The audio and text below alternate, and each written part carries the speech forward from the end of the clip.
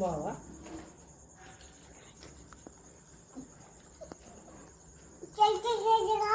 নিজে হাতে খাচ্ছি, আমি হাত দিয়ে খাচ্ছি। তুমি হাত দিয়ে খাও। বলে আমি পা দিয়ে খাবো। না বলতে না, বলতে না, হাত দিয়ে খাও। হাত দিয়ে দেন, হাত দিয়ে।